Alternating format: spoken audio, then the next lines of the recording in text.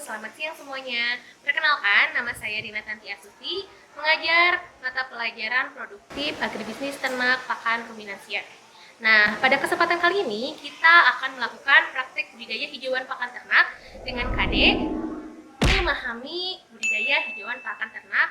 KD 4.10 yaitu melakukan budidaya hijauan pakan ternak. Nah, untuk lebih lanjutnya, apa-apa saja langkah yang akan dilakukan pada saat budidaya hijauan pakan ternak akan dibahas pada video kali ini. Tahap-tahap penyiapan lahan yang pertama adalah pemilihan lokasi, di mana lahan harus dekat dengan sumber air, topografi tanahnya baik, dekat sarana transportasi, dan tanahnya subur.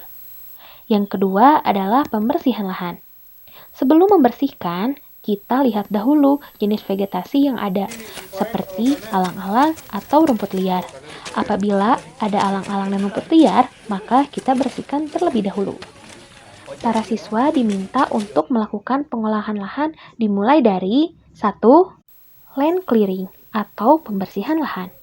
Pembersihan lahan dimulai dari semak-semak, rumput liar, dan batu-batu yang ada di sekitar lahan yang akan digunakan.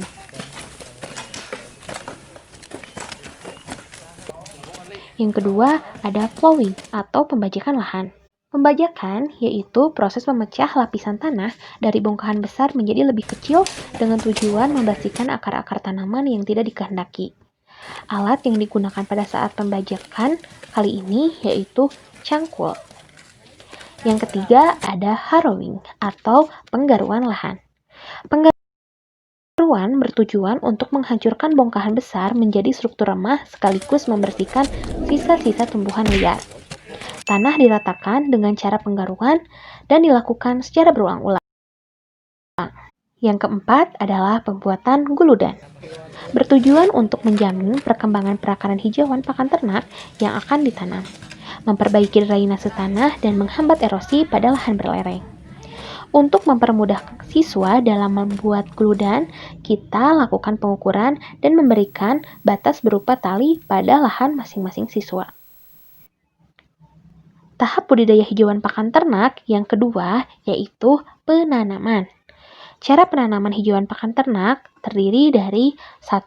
Stek, yaitu batang tanaman yang sudah dipotong, tidak terlalu tua dan tidak terlalu muda, panjang 20-25 cm, batangnya lurus, 2 ujungnya dipotong miring, dan terdiri dari 2 tunas dan 3 buku. Yang kedua, ada biji. Cara penanamannya dengan membuat lubang-lubang tanam dan memasukkan benih biji tanaman ke dalam lubang tersebut. Yang ketiga, ada stolon, yaitu batang tanaman yang mempunyai ruas-ruas berakar yang tumbuh di permukaan tanah. Yang keempat, ada poles atau sobekan rumpun.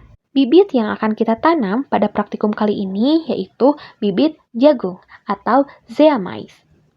Penentuan kebutuhan bibit dapat dipengaruhi oleh 3, yaitu luas lahan, jarak tanam, dan daya tumbuh. Jarak tanam pada praktikum kita kali ini yaitu 60 kali 50 cm. Apabila luas lahan dan jarak tanam sudah kita ketahui, maka kita dapat menghitung kebutuhan bibit. Setelah kebutuhan bibit tersedia atau kita ketahui, maka tahapan selanjutnya yaitu pembuatan lubang tanam. Kedalaman lubang tanam tergantung dari besar kecilnya bibit. Setelah lubang tanam kita buat, maka bibit biji tadi kita masukkan ke dalam masing-masing lubang yang telah tersedia.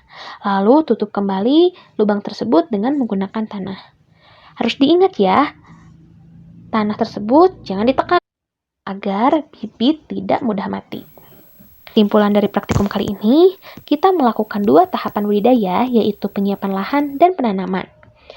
Rangkaian pengolahan lahan yang kita lakukan yaitu pembersihan lahan, pembajakan lahan, penggaruan lahan, pembuatan guludan, dan bibit yang kita tanam yaitu bibit biji jagung. Nah, sudah lihat sendiri kan bagaimana proses budidaya hijauan pakan ternak ruminansia.